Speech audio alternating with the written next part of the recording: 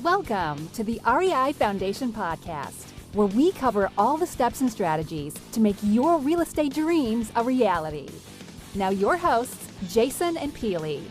Hello again, this is Jason with the Real Estate Investing Foundation podcast. Thank you so much for checking out our podcast again. And again, if you like what you hear today, please go to iTunes and give us a 5-star ratings and review. And you can find this also on YouTube at the REI Foundation or also at your Russi Holdings. Today, we are very excited for our guest. He's going to give us a ton of information about a topic that we haven't focused on before, so we're super excited for that. Scott Maurer of the Advanta IRA Group. Scott, welcome. Hey, Jason, thanks for having me on today. I appreciate it. Great. And a little bit more about Scott. Scott Maurer is the Director of Business Development for Advanta IRA. Advanta specializes in administering self-directed IRA and in retirement accounts. And Scott has worked for Advanta since 2006 as a frequent speaker and lecturer on the topic of self-directed IRAs and using retirement funds to invest in real estate and other alternative assets. Scott, thanks so much for coming on the show, and we'll jump right into it. What is a self-directed IRA? Yeah, a self-directed IRA, I'm sure a lot of people listening to your podcast probably already somewhat familiar with one, but for those that are not, a self-directed IRA is a type of retirement account that allows you as the IRA owner, essentially from a broad perspective, gain much greater control and access over your retirement funds and invest in things that you want to do. So what we see a lot of people investing in with a self-directed IRA is simply using their IRA funds instead of putting it in a mutual fund, instead of putting it in various stocks or a CD at a bank, taking that money instead and investing it into alternative assets. And most of the alternative assets that we deal with are real estate related assets. Someone either buying a single family home for a rental or rehab, people lending money out of their IRA to some other third party, or obviously investing into multifamily projects and tax liens, many things beyond that. So what a self-directed IRA really is just the ability for you to use your money within that IRA construct and keeping the tax protection, but investing in assets that you know, that you understand, that you can control. And again, a lot of our clients, probably 75% of the assets that we hold for our clients are real estate related. Again, sitting from a single family home to a multifamily project, that's what a self-directed IRA gives you. And what we do as an administrator is facilitate that type of an investment, because your quote unquote self-directed IRA through a Schwab or Fidelity is only allowing you to pick from what investments they offer, but the IRS allows you to invest in quite a number of other different assets. And again, that's real estate, private placements, gold, silver. The only things you can't buy are life insurance or collectibles. So there's a really wide berth of different investments you can make. And that's what we do. And that's what a self-directed IRA is. You taking control and investing in things that you know and that you understand. So if I had an IRA at Schwab and went in there and said, hey, I want to invest into a multifamily syndication, what would a general response from a larger company like that be? You're going to get one of two responses to that question. Either one, we don't do it, which would be the correct response from the advisor or whoever you're talking to. They'll say simply, we don't hold that. We're only going to hold the mutual funds or stocks that you can buy from us. Every now and then you might even get an incorrect response to an extent of someone if you ask your advisor, I want to buy real estate with my IRA account. If they're not familiar with self-directed IRAs, they're going to tell you that to buy real estate with your retirement funds, you have to pull that money out, pay taxes, pay potential penalties to use that money in investing in real estate. And then again, if someone who doesn't take that next step to really investigate it further, that might be the stopping point. Well, if I'm gonna have taxes, I don't want to use that money then. But the correct response again is simply the fact you call Schwab, they're gonna say, we don't do it. If you want to make that type of investment, you have to find a custodian. And again, that's what Advanta does. A custodian is willing to hold that type of asset. And once you've done that, it's a simple tax-free transfer from your IRA account at Schwab to the IRA account that you open up with Advanta. So you can move money between the IRAs without any tax consequence. And then subsequently, once the funds are at Advanta, you tell us what you want to invest in, and we make that investment, again, keeping your IRA tax protected. And that's a huge point, because even when we were going through this process, bringing some investors in that wanted to use their IRA, they were told that they can't without doing that exact same thing, withdrawing their money, paying taxes, just because the group they were with their IRA just was not versed in the entire investment strategy. Right. I mean, a lot of advisors out there they're brought up in one way of thinking. To an extent, you sell securities and they've never even heard of buying real estate in an IRA account. So their assumption is, well, if you want to do that, since we can't hold that at Schwab or at Edward Jones, it must mean you're going to have to take a distribution from your IRA, which again is going to be a tax event to you and possibly a penalty as well. And in reality, all you're doing is simply choosing a different IRA provider. The same thing if you move from an Edward Jones to a Fidelity to take advantage of different investments, you're moving your IRA to Advana to be able to take advantage of the real estate opportunities that you have. And when you're talking about use, of course, real estate is what we're going to focus on today, but you said you cannot, of course, invest in life insurance and collectibles. What would be collectibles? Collectibles would include artwork, antiques, vintage coins or stamps are considered collectible items where the value, there is really no readily available market value for those types of assets. So life insurance, collectibles. The other thing, just as we dive into real estate a little bit, the other area that IRS restricts IRA investing is you also cannot buy, especially in the case of real estate, buy an asset like a property that you're intending to live in or that you want to use or that certain family members are going to use. Even if they're going to lease the property from your IRA account, yourself, your spouse, certain family members are prohibited from having that type of transaction with your IRA account. So when we talk about IRAs buying real estate, it does have to be interactions with third parties that you're buying from or that you're then in turn leasing or selling to. So, and now let's transition into, okay, great. So we've been able to roll our funds out of a company or an advisor group that doesn't really necessarily delve in this, and we rolled over to Advanta. And now we want to go out there and use it for investment purposes for real estate. What is the difference between active and passive use? The active use, if your IRA is buying the property, an active use would be you wanting to certainly either live in the property, rent it, or if you're looking to, the property needs some paint, needs some rehab work. You as the IRA owner should not be doing that work as well and being that active. So you're a little bit more passive. You may be directing the activity. So if I find a rental property, I can decide who I want to rent it to, what type of maintenance I want to perform on the property, what types of rehabs or repairs to perform, but I need to hire third parties to actually do that work and then have my IRA pay them to do it. So you're active to some extent, but for the most part, you're receiving at that point then passive income. Once you got the property repaired and rehabbed, that rental income flowing back to your IRA is passive income to the IRA, again, which is what you want coming into your IRA account. Understood. And in terms of just that, it almost sounds like active still has a big component of being passive within. So for that, if you were going to just strictly look at passive investments for real estate, the only component there would be you would not be necessarily picking out the vendors to do the work or being responsible for which tenants to come in place. Would that be correct? Correct. Yeah. I mean, certainly we have clients who are really pretty broad spectrum with how active they are with their real estate investments in their IRA. Again, some are out there finding their tenants, helping the tenants sign a lease, arranging for their contractors, arranging for their vendors. That's on one end of the spectrum. Again, they're not actually doing the work or being paid for it. On the other end of the spectrum, you have individuals who lend money from their IRAs or invest in somebody else's project, like an LLC or a partnership, where they are a very passive investor. Where here's my capital, I'm going to lend you, or I'm going to invest $50,000, $100,000, $200,000 with you. Here's the money. I'm going to sit back. You pay me a return, and that person who's the general partner, who's the more active investor, is the one that's doing all the work, while the IRA investor simply is providing the capital. And that's, we do a webinar that we call "Be the Bank with Your IRA Account," and that's really geared more towards that passive investor who is going to just sit there, put the money in, and sit back and wait for the returns. They're not going to be as actively involved. They're simply providing that capital resource for particular investors. So if I was to use my IRA and go out there and either I have a company that does construction or Jason, you see self-directed IRA, I want to go out there and swing the hammer myself, what would be the consequence?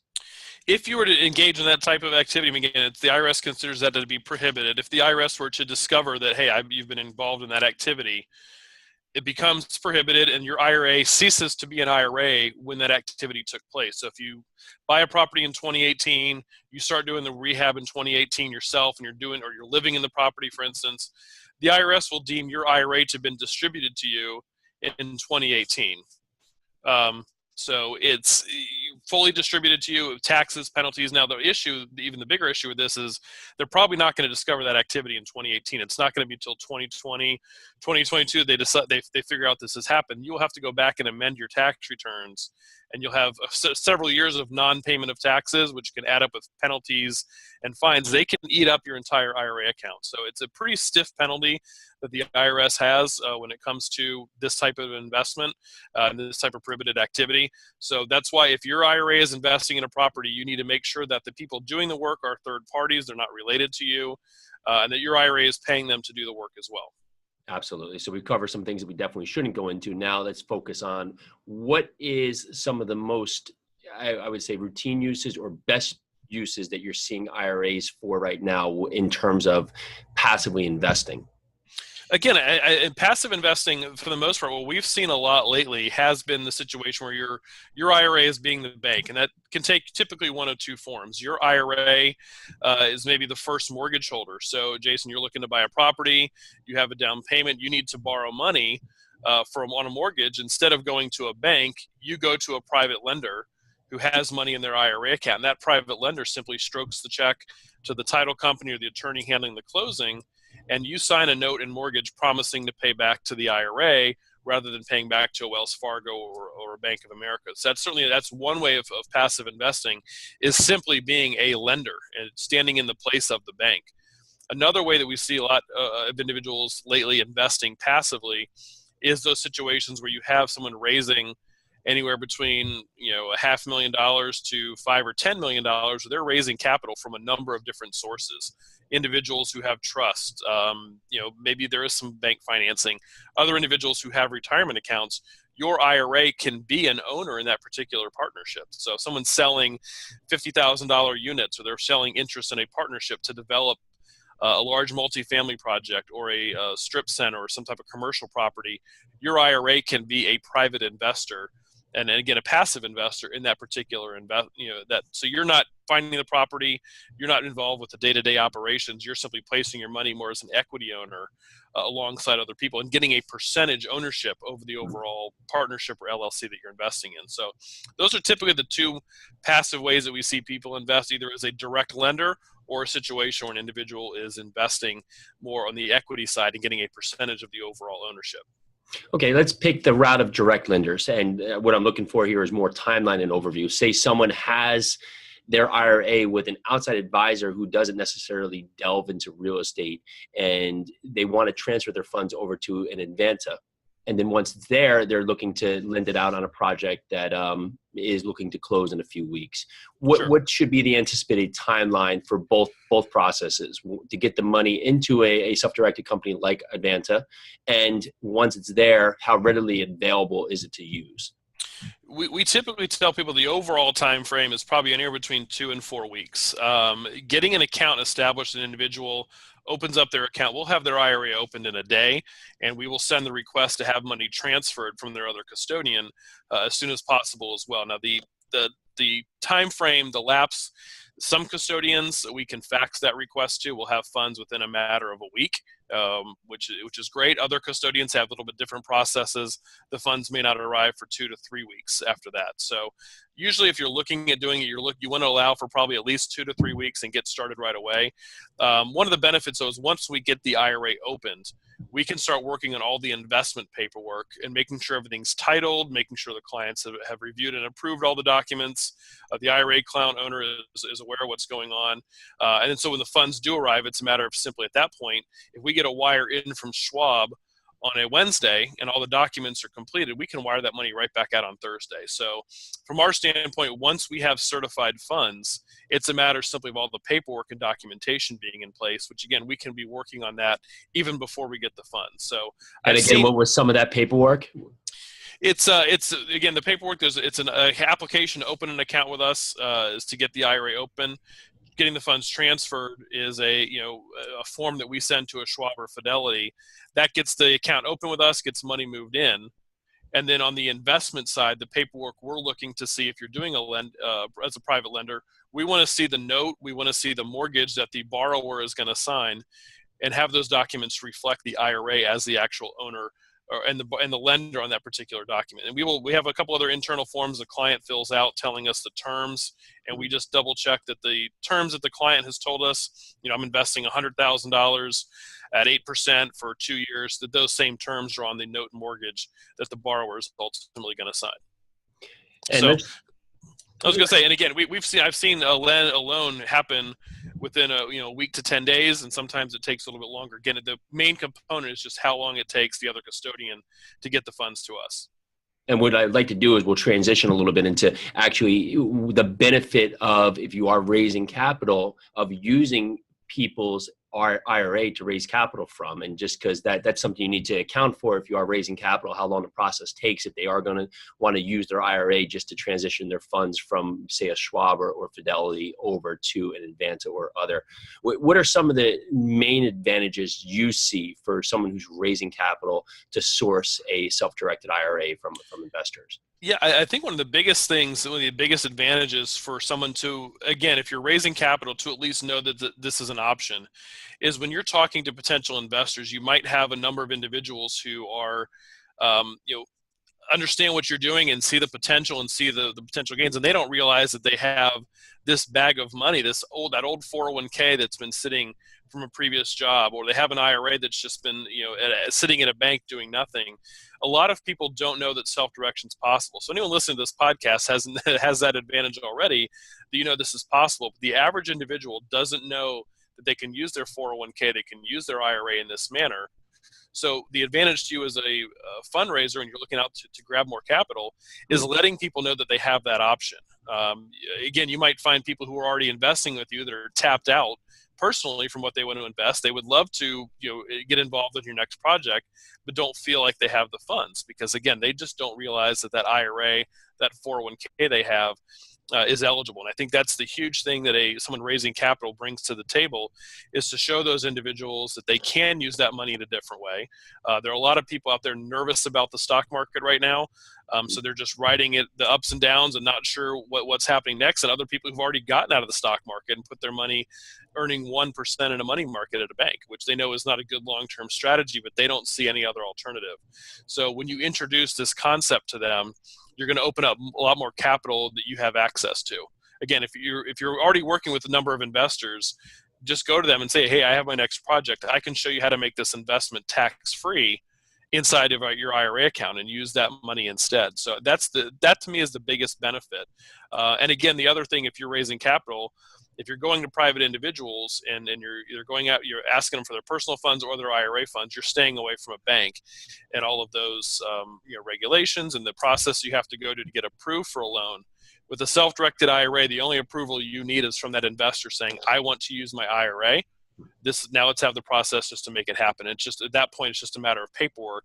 There is no approval process that it has to go to from a third party.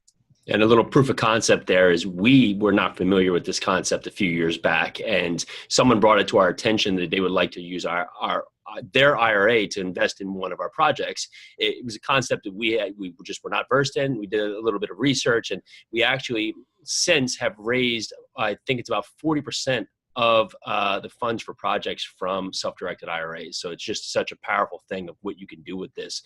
Just because, just like you said, people have this money sitting in an IRA from past companies or other, sitting there dead, making no money in the bank. Maybe they've seen it dip 20%, then up 10%, then down 15%, no control over it, not able to pick their investments, and just at the will of what the advisor group is offering. And to allow them the opportunity to put it in an investment that they have more control from the point of actually picking the focus of their investment, they're super excited about it. And the tax-free element is just another main advantage of this. So it is an absolutely useful form. And when you talk to your investors, tell them about it, make them known about it. Because just like Scott said here, probably 75-80% of people have no idea they can even do this until you bring it to them. And then the first question you're going to do is run back to their advisor, who's going to tell them some answer of, no, we can't, because they don't offer that. But you can, and there's a number of outfits out there like Advanta who does, and in all honesty, we direct our clients now to Advanta because they do a great job. And for that, it's massively important. You can raise a ton of capital through this platform. Yeah, it is. And I think one of the other things that gets missed, if you're talking to investors and you're having people who are a little hesitant maybe about getting involved, maybe they have that rainy day fund in a savings account They have $100,000 sitting there, but that's their rainy day fund. If a catastrophe happens in their personal life, they don't want to tie that money up for the next 5 to 10 years in your private investment. So that's why they're a little skittish. But that IRA, that old 401k plan that they're not planning on touching for another 15, 20 years anyhow, that becomes a great investment vehicle for them. That's another reason why people choose to use their IRA is I'm not going to need this money anyway for another 20, 30 years. I'll just put it to use now. And again, and as you mentioned, the people who are skittish about the market, they see the ups and the downs. And if they know that you're paying 8, 10, 12, whatever your return is, getting back to them consistently, they'll take that bet and say, I'll just take that. I'll be happy with that and not worry then about what happens in the stock market, what happens around the world that's affecting my 401k, again, that I have no control over. Awesome. And in terms of Advanta as a company, is there anything that you're working on right now actively for possibly improving customer experience or any other platform? We're launching very soon a customer portal or a client portal where you can go right into your online system, make changes to your account, issue checks. If you are somebody who's buying a rental property personally and you need a check paid, you can go right into the portal, type in how much, who to send it to, hit a button, and that's all you need to do to submit it. That's certainly one. For the actual IRA owners. For people who are raising capital, we also can do landing pages. We can do some templated, some PDF flyers that we brand with your logo, your information. If you want to use it to raise capital and you want to have some information on an IRA account, we provide that free of charge as well. So we can do a private landing page. You can place it on your website. You can send it out an email for people to, here's how to invest your IRA with us. We'll put some information about you, your contact information, again, your logo. And we host that landing page, but you use it to help, again, just inform your people that you're talking to about what they can do with their IRA accounts. So again, that's very easy to get. All you need to do is contact me and we'll get that process going. And in regards to transferring over funds, if someone they want to put their toe in the water and not dive all in, do they have to transfer over the entire IRA when they do this? No, and that's another thing, again, I think that people get misconstrued, that either an advisor or just in their own mind, they think about it. I have, say, $300,000 in my Schwab account and I want to invest $100,000 with you, then just move the $100,000 over. You're allowed to move whatever amounts between IRAs and as often as you'd like. So if I had $300,000, I can move $100,000 now to make an investment. A year from now, I can move another $100,000, or if the investments pay off, move the money back and forth. You have that freedom and flexibility. Self-direction is not an all or nothing proposition. And in fact, most of our clients have IRAs, not only with us investing, in a piece of real estate or some other alternative, but they do maintain an IRA account that is, in a CD, maybe it's in a brokerage account as well, and they just transfer money back and forth. That is certainly possible to do. Awesome. And in regards to the self-directed IRA platform, is there anything we haven't covered or anything that we've missed in terms of focusing on? No, I mean, again, I think the important thing is for people just to understand that this is possible and don't feel like you have to know all the answers. That's what we're here for. If you have someone who's interested or you yourself are interested, call us. We'll answer the questions for you. Again, key thing to remember is that this isn't for buying your second home, your vacation home, your residence. It's strictly for investment, which I'm sure a lot of people listening to this podcast are listening for their investment standpoint. And the other thing to remember with the self-directed IRA, and the thing that we don't do at Advanta, is we don't do due diligence on investments. So when an individual comes to us and wants to invest their IRA into a syndicated deal or a private placement or that single family home, our job is to process the paperwork, make sure everything gets properly titled. It is not to evaluate the investment for suitability for the different investors. So that's one thing to keep in mind. And we do tell everyone up front, hey, we are simply just the administrators and record keepers. You find the investment. That is what self-directed is. And then you reap the benefits from doing so. Awesome. Thank you so much. That's a great point right there. In regards to reaching out to you, if investors want to reach out to you and learn more about your platform or even get on a call with a potential investor that may be investing in one of them, what would be the best way to reach out to you, your company? Sure. Best multiple ways. Obviously, you can go to www.advantaira.com. You can reach me directly. Our number is 800-425-0653. My direct extension is 1123. You can reach me directly that way. So either reach out on the website. We have a lot of great webinars and events that you can attend online, a lot of great information. We have a good YouTube page. That's at advantaira.com, or again, just call me 800-425-0653, and my extension is 1123. Awesome. Scott, this has been hugely informational. I definitely, if you're listening today, go out there and check this out. It can make a wealth of difference. One, in your investing side for you personally, but two, also, if you are raising capital, this is definitely a source of capital you should tap into. Scott, thank you so much for coming on the show. We really appreciate your time. Thanks, Jason. I appreciate you having me on today. Awesome. And this is Jason with the Real Estate Investing Foundation podcast. Thank you so much again to Scott, and thank you for all of you listening out there. Have a great day. Bye now. Thanks for tuning into the REI Foundation podcast. Check back next time for more awesome tips and strategies to launch your new you in real estate.